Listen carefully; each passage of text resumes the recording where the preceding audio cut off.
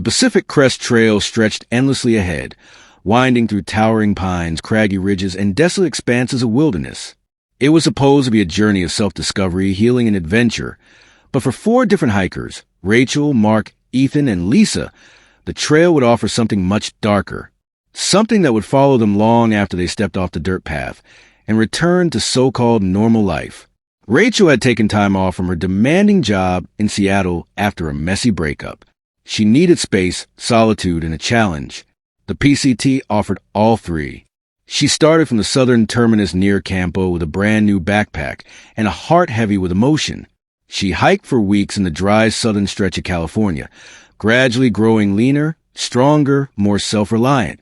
When she reached a particularly remote portion near the Sierra Nevada, she encountered something she couldn't explain. It was late, well past midnight, when she woke to the rustling sound just outside her tent.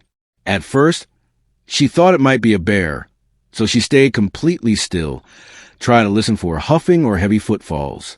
Instead, what she heard chilled her blood, soft, deliberate footsteps and a low voice mumbling something unintelligible. The voice circled her tent, whispering like it was speaking in tongues. Rachel dared not breathe. The whispering continued for what felt like hours before stopping altogether. When she finally fell asleep just before dawn, she thought maybe it had been a dream or sleep paralysis. But the next morning, she found something disturbing. Small symbols had been scratched into the dirt outside her tent.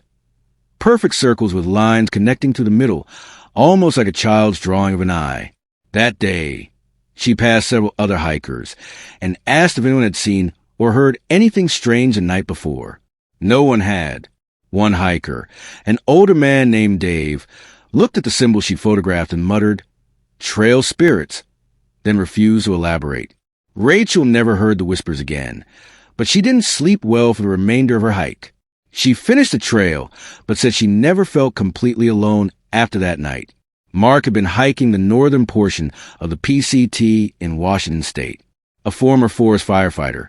He was experienced and confident, and enjoyed pushing himself through more rugged, less-traveled sections. He often camped alone off-trail. One night, just a few miles outside of Goat Rock's wilderness, he veered off the trail and pitched his tent in a thicket of alpine firs.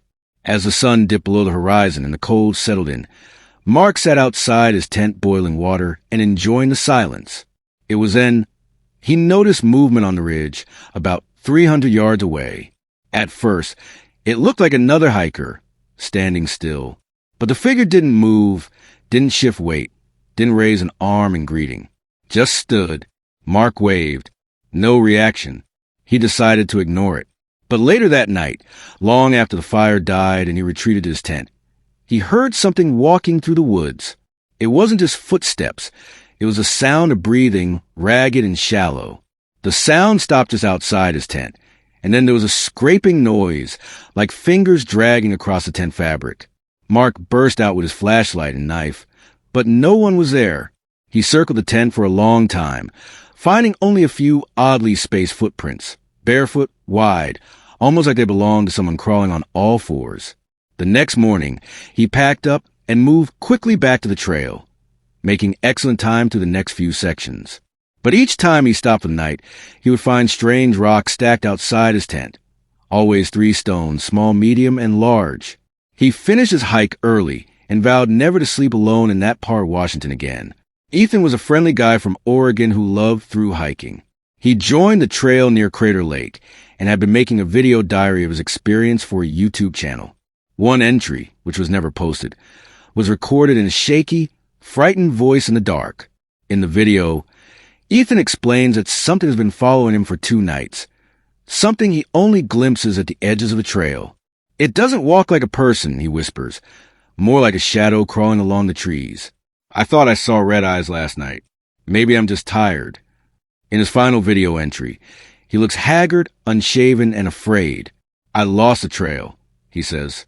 "I swear it led me in a circle. I heard someone calling my name in my dad's voice last night. My dad died 3 years ago." That was the last video Ethan recorded. Weeks later, another hiker found his backpack leaning against a tree in a quiet grove just off the trail. All of his gear was still inside, his stove, sleeping bag, even his wallet and phone. But there was no sign of Ethan. Search and rescue teams combed the area for days with dogs and helicopters. They found nothing. His family still maintains a page dedicated to his memory, but they've come to accept he's likely never coming back. Lisa was a solo hiker from Colorado who joined the PCT in Northern California. She'd already completed several long hikes in the Rockies and was known for being cautious and well-prepared. But there are things you can't prepare for. One night near Lhasa National Forest, Lisa set up camp beside a quiet lake with no other hikers around. It was a still, chilly evening.